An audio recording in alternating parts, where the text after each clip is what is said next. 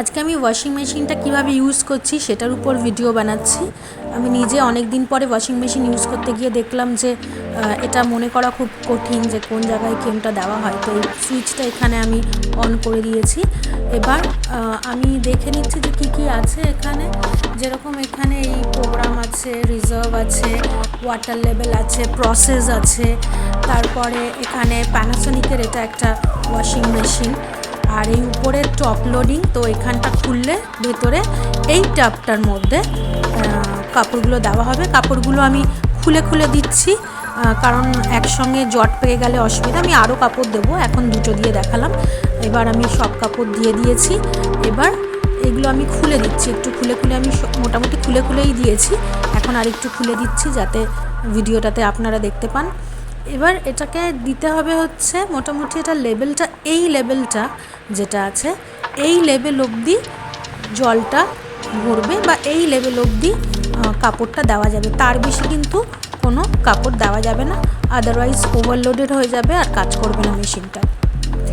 এবার সুইচটা আমি অফ করে দিয়েছিলাম, আবার জ্বালালাম। এই কলটাকে খুলে দেবো, এই কল থেকেই জলটা ঢুকবে এর মধ্যে। কলটাকে খুলে দিলাম, অলরেডি সেট করা আছে সব কিছু। এবার এই পাওয়ার বাটনের মধ্যে আমি আরেকবার চেক করে নিচ্ছি। এবার এই লেভেলটা অবধি কিন্তু জলটা আসবে আর এই লেভেলটা অবধি কিন্তু কাপড় দেওয়া যাবে, তার বেশি দেওয়া যাবে না। তো আমি সেটা ভালো করে চেক করে নিলাম। খুব বেশি হয়ে গেলে জট পেকে যেতে পারে, ওভারলোডেড হতে পারে, তো এই লেভেলটা অবধি দেবো। এবার আমি স্টার্ট করব। এই অন বাটনটা আছে, এবার এখানে সব বাটনগুলো আছে। অন করলাম আমি প্রথমে। অন করতে লাইটটা জ্বলবে, অন আর অফ করা যায়। অন করতেই মোটামুটি সব কিছু এসে যায়। তো এরপরে এখানে পজ আর স্টার্ট বাটনটা আমি টিপে দিলাম।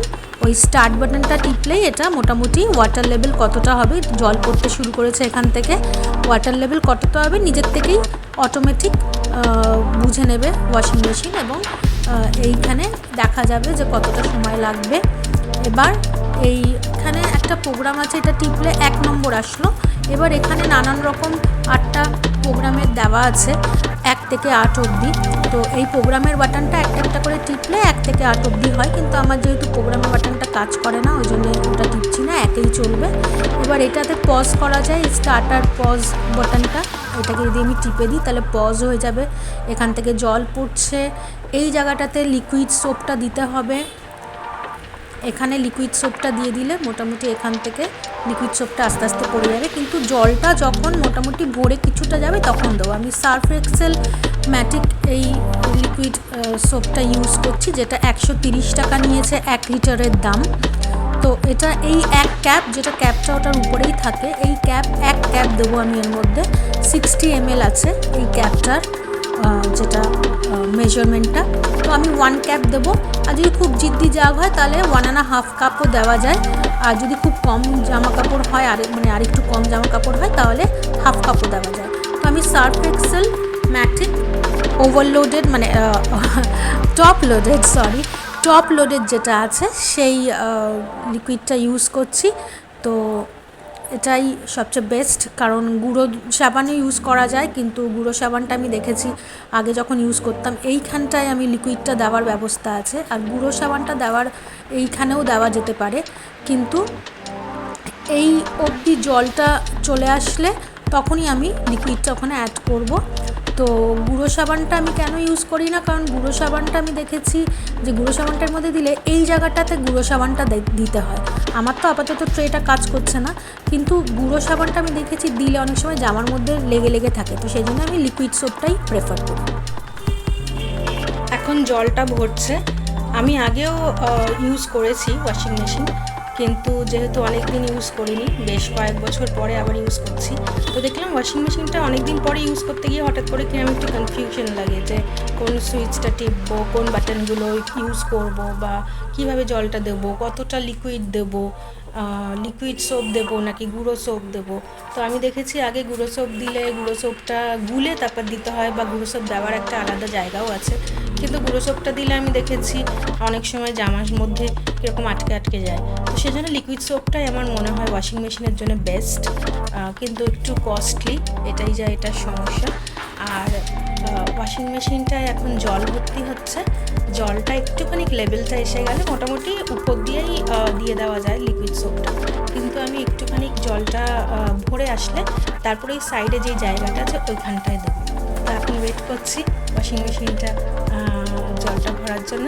ওটা হয়ে গেলে আমি লিকুইড সোপটা দিয়ে চালিয়ে দেবো, এবার ওয়াশিংটা হতে থাকবে।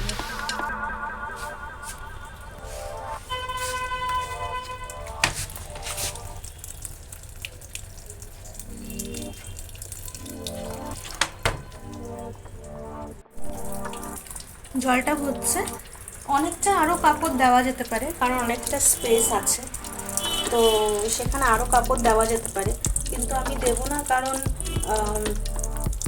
আমি দেখেছি আগে যে অনেক বেশি কাপড় দিলে বেশি মানে একসঙ্গে জড়িয়ে গিয়ে কাপড়টা ঠিকমতো ওয়াশ হয় না, সেই জন্য আমি বেশি দেবো না। আর কালার্ড কাপড় আর সাদা কাপড় এই দুটো তো আলাদা করতেই হবে, সেটা তো আমরা এমনিও যখন কাপড় কাচি তখন করি। তো এখানে আমি সব রঙের কাপড়ই দিয়েছি, রঙিন কাপড় দিয়েছি, আর মোটামুটি রঙ উঠবে না এরম কাপড় দিয়েছি। রঙ ওঠার কাপড়গুলো আবার ওয়াশিং মেশিনে না করাই ভালো, আদারওয়াইজ অন্য কাপড়ে ছড়িয়ে যাবে, তো সেটা একটা মেস হয়ে যাবে। তো আপাতত আমি ওয়েট করছি জলটা আরেকটু বাড়ুক, মোটামুটি অনেকটা হয়ে গেছে জলটার লেভেল, এখানে জলটা দেখা যাচ্ছে, জলটা এখানে দেখা যাচ্ছে। তো আরেকটু জলটা বাড়ুক, তারপরে আমি এই জায়গাটাতে এখানে এখানে লিকুইড সোপটা দেবো। লিকুইড সোপটা এখানেও দেওয়া যায়, বাট আমি এখানটায় দেবো, যেটা আমি অনলাইনে দেখলাম যে এখানে দেয়। এখানে একটা ছিদ্রও আছে, নিচ দিয়ে লিকুইড সোপটা পড়বে, তো ওখানে আমি লিকুইড সোপটা দিয়ে দেবো আর একটু জল বেড়ে যাওয়ার পর। আদারওয়াইজ লিকুইড সোপটা জামা কাপড়ের মধ্যে লেগে অন্যরকম একটা কালার বা একটা প্যাচেস হয়ে যেতে পারে, তো সেই জন্য আমি একটুখানি ওয়েট করছি জলটার লেভেলটা আরেকটু বেড়ে গেলে আমি লিকুইড সোপটা দিয়ে দেবো। আর আমি এখানে সব হালকা কাপড়ই দিয়েছি, যেগুলো রোজকার পরা ছোটোখাটো কুর্তি কিংবা লেগিস কিংবা অন্য জামা কাপড়। চাদর এগুলো আমি আলাদা কাচবো, কারণ আমি দেখেছি বড় জিনিস আর এগুলো যদি একসঙ্গে কাচা হয়, ছোটো জিনিস একসঙ্গে কাচা হয় তো আবার একসঙ্গে জট পেকে একটা বিচ্ছিরি রকমের কোনো জিনিস হয়ে যায়, সেটা কাচা হয় না। তো সেই জন্য আমি কিছু আমার চাদর যেগুলো বেডশিটস কাচতে হবে সেগুলো আমি পরে দেবো। আমি সেই জন্য এখন শুধু ছোট ছোট যে জিনিস কাপড়গুলো সেগুলো দিয়ে ওয়াশিংটা করছি। এটা প্যানাসনিকের একটা ওয়াশিং মেশিন 6.2 কেজির, আর এখানে একটা আয়রন গার্ড লাগানো আছে, যাতে এই আয়রন গার্ড দিয়ে যে জলটা এই কল দিয়ে এই লাইন দিয়ে আসবে, কলের এখান থেকে এই লাইনটা সেট করা আছে, এখান থেকে যে জলটা ঢুকবে ওয়াশিং মেশিনে তার ঠিক গোড়াতেই লাগানো আছে এই আয়রন গার্ড, যাতে আয়রনগুলো সব ওখানে আটকে যায়, কারণ আমাদের জলে অনেক আয়রন, তো আয়রনগুলো ওখানে আটকে যাবে। এবার জলটা যেটা পড়বে সেটা মোটামুটি আয়রন ফ্রি হয়ে পড়বে। জলটা মোটামুটি আমি দেখছি অনেকটাই হয়ে গেছে, জলটা মোটামুটি অনেকটা যেইটুকু লেভেল আমি চাইছিলাম লিকুইড সোপটা দেওয়ার জন্য হয়ে গেছে। এমনিও দিয়ে দেওয়া যেত, বাট স্টিল আমি এটা একটা মেনটেন করি যাতে কোনো প্রবলেম না হয়। এবার এর মধ্যে আমি লিকুইড সোপটা দেবো, 1 ক্যাপ দেবো। তো 1 ক্যাপ আমি ঢেলে নিচ্ছি লিকুইড সোপ। 1 ক্যাপ নিয়েছি 60 ml, তো আমার জামা কাপড়ের যা কোয়ান্টিটি আছে তাতে আমি 1 ক্যাপই দেবো, নইলে 1.5 কাপও দেওয়া যায়, কি পুরো হাফ কাপও দেওয়া যায় আর একটু কম জামা থাকলে। তো আমার যা জামার কোয়ান্টিটি আমি 1 ক্যাপ দিয়ে দিলাম। 1 ক্যাপ এখানে দিয়ে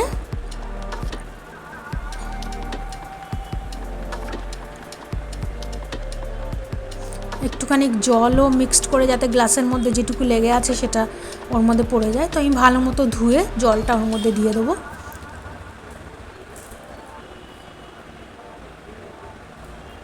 মোটামুটি সব ওয়াশিং যে লিকুইডটা দিয়েছিলাম, লিকুইড সোপটা ঢুকে গেছে ওয়াশিং মেশিনের মধ্যে, মোটামুটি জলের লেভেল অনেকটা এগিয়ে এসছে উপরে।